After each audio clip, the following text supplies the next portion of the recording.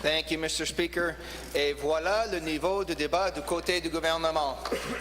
We have a minister here who just said he is proudly going to oppose this motion. Proudly going to oppose it when 17,000 people put in for property tax assessments to get them reviewed because they were scammed. Because of a decision that this government made. He's proudly going to vote down this motion. Some of his words, Mr. Speaker, unbelievable. He's referring to fictional characters.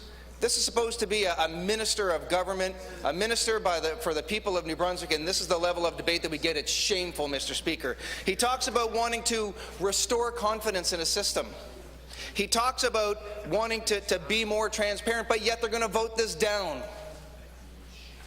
We have a right as a deliberative assembly to bring in a committee, to strike this committee, to be able to bring witnesses in so that we can fully understand exactly what's happened in this situation. The right of a deliberative assembly, Mr. Speaker. And we have a minister, an attorney general who is saying that he will vote this down. That is the very definition of not being transparent, Mr. Speaker. That is the very definition.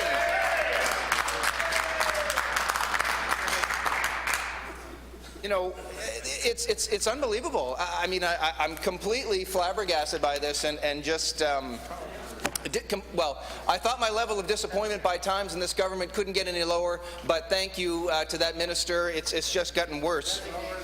So we have to ask, we have to inform the people of New Brunswick through this debate why we're bringing this motion forward. Well, as an opposition, we have questions that are unanswered in this file, Mr. Speaker. New Brunswickers are asking us on a regular basis. We feel we know what happened, but where are the facts? How can we get to the bottom of this? And this is a tool that the Legislative Assembly has to be able to do these kinds of tasks, Mr. Speaker. So I wanted to go through this from a little different tack. I want to look at the role of the civil service, because we're looking at Service New Brunswick and the role of the civil service within this file.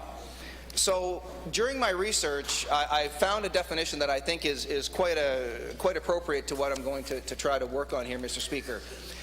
Often working in the public sector, an employee of the civil service is basically employed by the government to impartially implement. So remember those words, Mr. Speaker, impartially implement their policies and laws. As a result, civil service employees often work in areas that highly affect people's everyday life, for example, health and education. And I would suggest that property tax assessment falls in that very same category. These are homeowners who are having to pay taxes on the valuation of their properties. So that is, and your home is your largest single investment that the vast majority of people will make in their lifetime.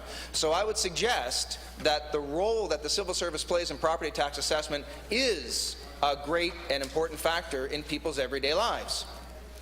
So now I want to kind of flip over here to a Premier's Chief of Staff. And a Premier's Chief of Staff is the liaison between the Premier's office and the rest of government. So you're talking about your deputy ministers, assistant deputy ministers, so on and so forth. So the rest of the civil service. So it's the liaison between the Premier's office and the rest of government. The role of the Chief of Staff is to communicate and ensure that the wishes and the direction of the Premier are followed. So here we have a situation where the government is saying, oh look, you know, the Auditor General has given us a clean bill of health and everything's okay.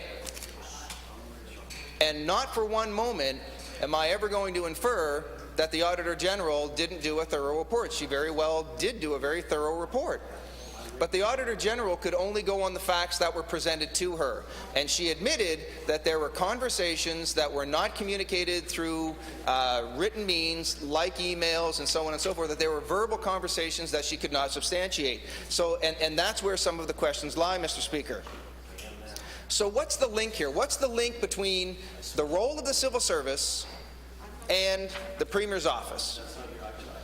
So you have to ask yourself, Mr. Speaker, is there any advantage to anyone in the civil service to do anything that has to do outside of their job with property tax assessments? And the answer is no.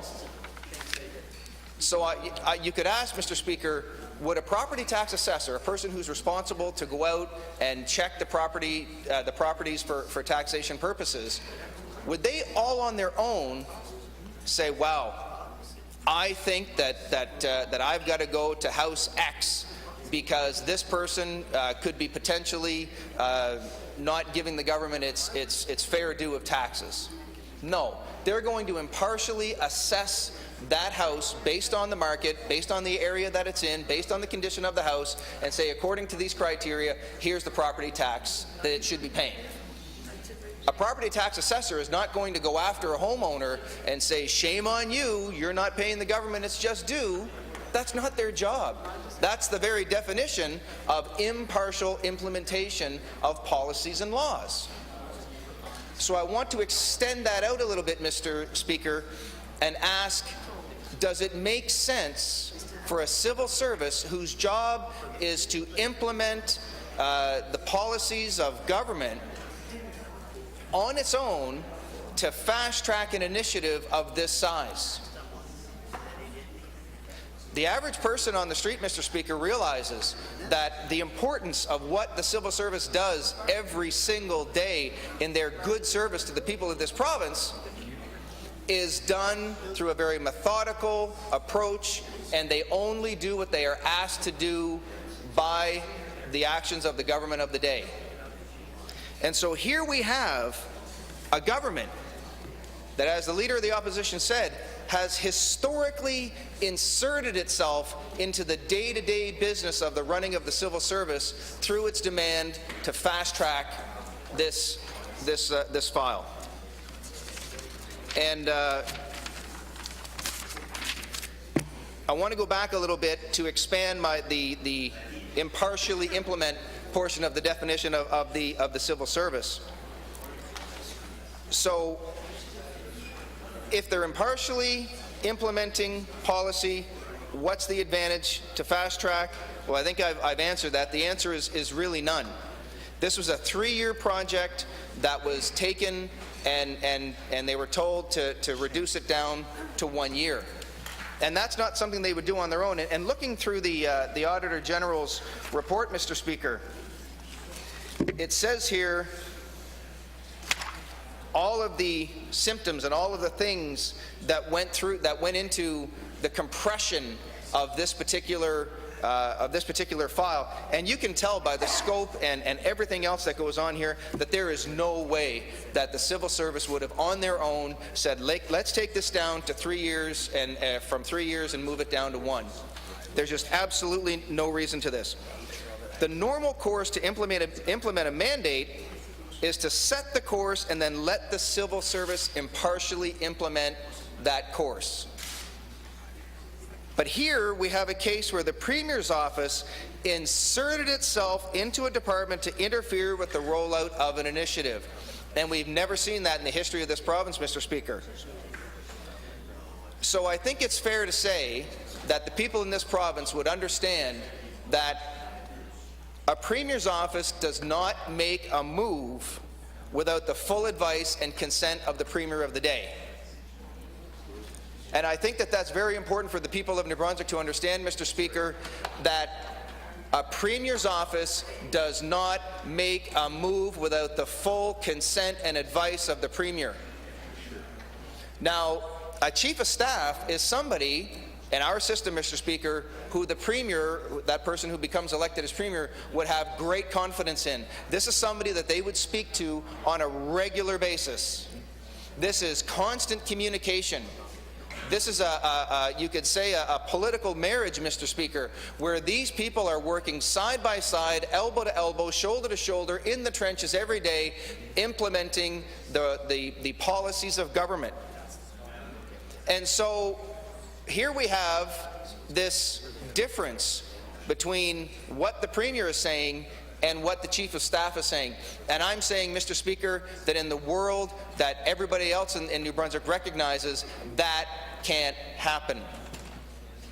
A Chief of Staff and a premier would be in lockstep with any decision that they're going to make.